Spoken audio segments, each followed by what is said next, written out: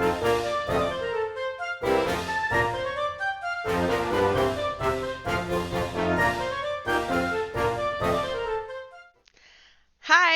welcome back to Cotton Cuts Carnival Clue 4. This is the fortune teller colorway in size large. I just pulled everything out of the little plastic sleeve. So here we have October's block of the month. I know I'm really behind. I'm very sorry. Just life. My Juki is in the shop, ready for pickup now, but I've had a lot of things going on, so I know this is a little late. But hopefully better late than never. So let's sort out what we have going on for this clue.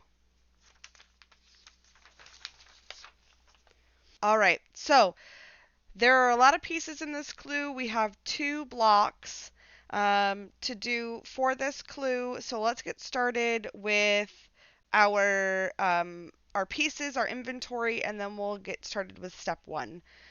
So out of our small triangles, we should have 14 of A, 22 of B, 14 of C, 16 of D, 6 of E, 8 of F. And then for your bigger triangles, you should have 4 of each, A, B, and D. And then you should also have 4 fabric A squares. Okay, so here is the setup for section 4A, step 1. We're going to be making a lot of half square triangles in step 1 and step 2.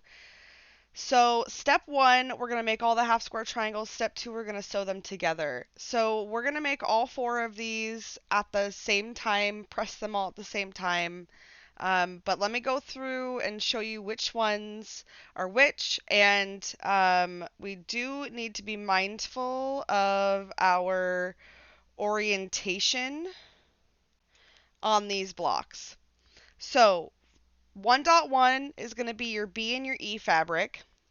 We're going to have the diagonal running from top right to bottom left. E on the bottom, B on the top, you're pressing towards B.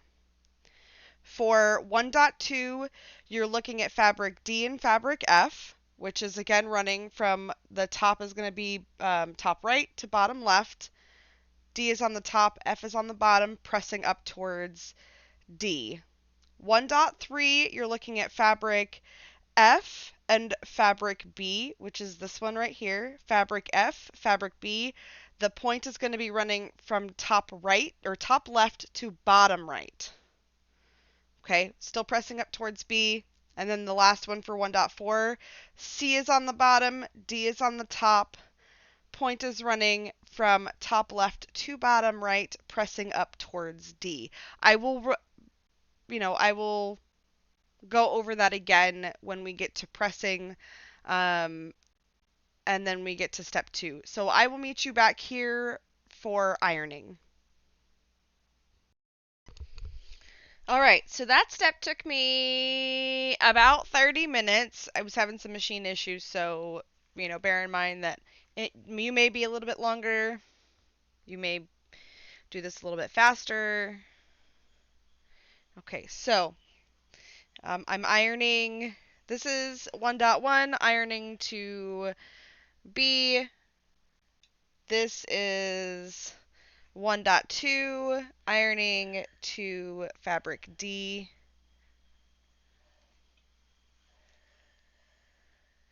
This is 1.3, again ironing towards fabric B.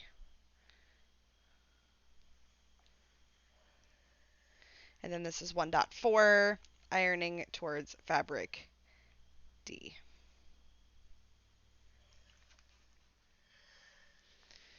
And that's step 1. Okay, so this is the setup for step 2. So step 2, we're joining half square triangles together to make a 4 patch. You're going to take your block from 1.2 and 1.1, And you're going to orient the seams to start, the diagonal starts top right and goes to bottom left. And you're going to sew them together top to bottom. And then you're going to take 1.4 D and C. Your diagonals for this will all be top left to bottom right. And then you're going to take F and B, so top to bottom. You're pressing this seam down, this seam up. And then we will take all 4 of these, sew them on the long side, pressing towards the left. So I'm going to do all of that, and we'll come back at the conclusion of step 2. Okay, so conclusion of step 2. This took me longer than I anticipated, only because my poor little Singer sewing machine, I think something's off with it. But anyways, we are here. That is the end of step 2. Remember, you're pressing towards the left on this one. Okay, so for step 3, we're going to do 2 things. You're going to join C to A in your smaller triangles, making another set of half square triangles. You're going to make 4.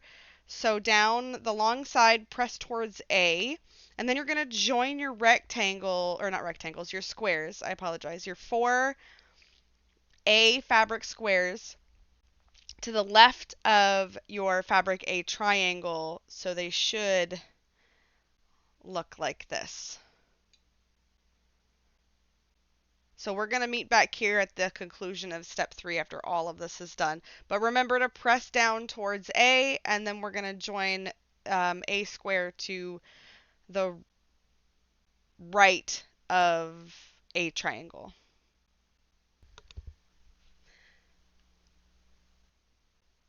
Okay, so here is step 3. We're pressing towards this A square that we've got. I just have my block turned upside down, so it should look like that. That's step 3. Okay, so for step 4, you're going to take the block you made in step 2 and you're going to join it to the top of the set you just made in step 3. So we're going to join these together, right? These seams will nest. This seam will nest. You're going to sew this long edge, and then you're going to press up towards the set of flying geese.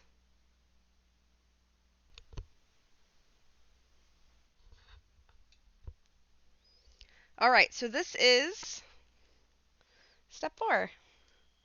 So I'm setting my seam,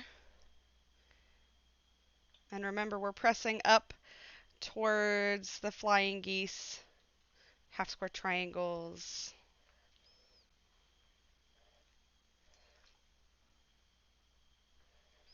And remember, don't yank on the fabric if you can help it. These intersections are a little bit bulky, so again, steam if you want, just don't pull or tug on the fabric. Okay, so that is step 4, and we're going to set this aside. Okay, so welcome back to the next step. So we're going to do step 5, 6, and 7 kind of all at the same time because we're really just making flying geese and it's all going to be the same. By this point, we know how to make flying geese. It's a little bit repetitive, and so I feel like it's not beneficial, or there's nothing really added for me to go through step 5, step 6, and step 7 individually, since those 3 steps are exactly the same. But I do have these blocks lined up and out by their step. So step 5, and we're using all of our large triangles here. So for step 5, you're going to take your A small triangles, and your B large triangle. So we're making 4 of each of these. And so you should have 2A left over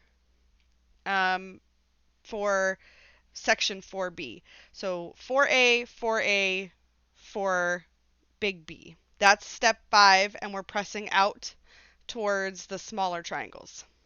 Then step 6, you're taking your big D triangle and you're matching up you're matching up 4 B triangles on either side. So you're going to need 8 of these B triangles total. Again, pressing up towards the smaller triangles.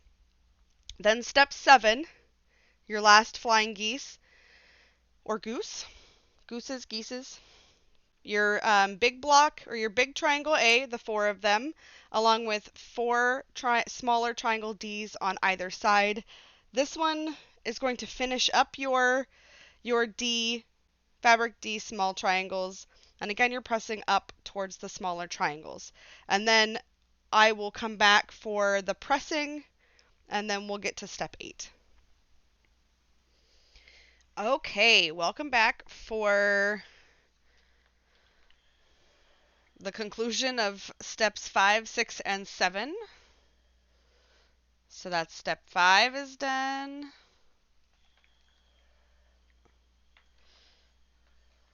Step 6. And step 7. I do have the steam on. I don't necessarily need it right now, but it's just on. Okay, so that's 5, 6, and 7. So, like we do a lot with these puzzle mystery quilts, what we're going to do is we're going to join all of these together. So step 8 is actually, we're going to join 6 to 5, 7 to 6, right? And then we're going to press all of our seams up. We're going to make 4 of these, and then I will meet you back here for putting it all together and ironing. All right, welcome back. So this is the conclusion of step 8. Remember, we're pressing all of our seams in the direction of the points for the flying geese. All right, and these turned out really well. I am in love with these colors. Okay, so step 9, we're going to put it all together. Okay, step 9, we're going to put it all together. So we're going to take the set that we made in step 4 and the flying geese that we just made in step 8, and we're going to join them together. The flying geese are actually going to be pointed down. So we're basically making some chevrons. And so you want to make sure that your A fabric, your B fabric, and your D fabric are all matched up. So we're going to sew down on the long side, and we're going to press to your left when you're done. So I will meet you back here for the finishing of step 9 and the reveal of block 4A. Okay, so this is the last part of 4A. And remember, we're pressing towards the left, towards the set of half square triangle flying geese, I guess, that we made in step 4. Be gentle, be consistent. You can use steam if you need it. All right, so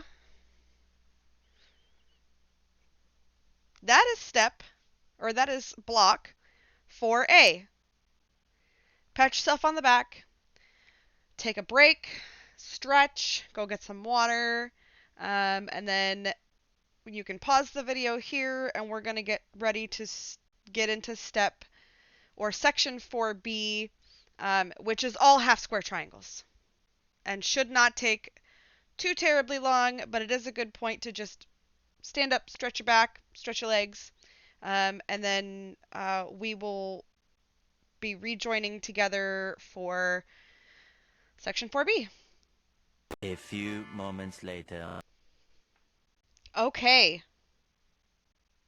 step 1 for section 4B. This is going to use up the rest of our small triangles. So 1.1 is A and B make 2. 1.2 is B and C make 4. 1.3 is C and E make 2. So you're going to sew all of these long sides together and you're going to press up. So you're going to press towards B, press towards C, press towards E, and I will meet you back here when we're done ironing.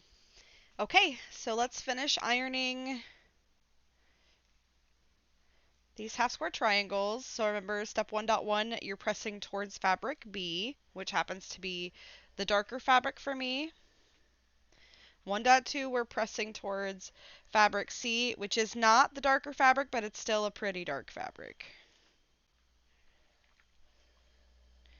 And then 1.3, pressing towards fabric E, which is my darker fabric. Okay. That's step 1.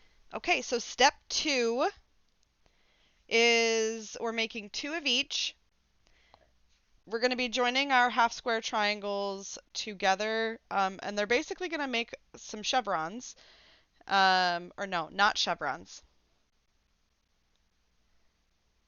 This is a trapezoid. We've done this before. I should not bring geometry into, because I believe this is a rhombus. I think, right? That's the rhombus. This is the trapezoid. I don't know. It matters. But anyways, I digress. Step 2.1, you're going to place 2 of your 1.2 B and C blocks above your 2 A and B blocks. And make sure that the B fabric is touching in the middle. Step 2.2, you're going to take your 2 C and E blocks and the remaining 2 B and C blocks, and you're going to make sure that the C blocks touch. So we're going to sew on these edges right here. 2.1 you're pressing up, 2.2 you're pressing down. And I will meet you back here for ironing. I'm just going to iron all of these with you. So we're going to iron the first set up towards your B and C block. This is going to ensure that your blocks nest. The seams will nest when we go to step 3.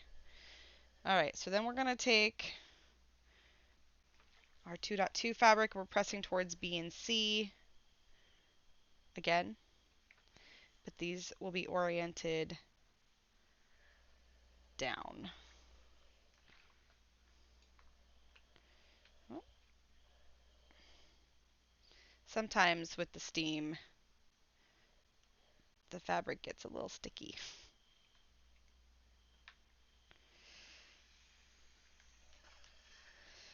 Okay, so that's it for step 2. For step 3, you're just going to join them together on this long edge, and you're pressing to the right. I'll be back when I'm done. All right, let's finish it. This is the final step for section 4B. It looks like I'm pressing it to the wrong side from the instructions, but I have my block flipped upside down. I like to just naturally press to the left, so I always orient my blocks in such a way that make that possible. So I did, in fact, press the seam to the right. I just had my blocks oriented a different way. And that's okay. Do whatever works for you.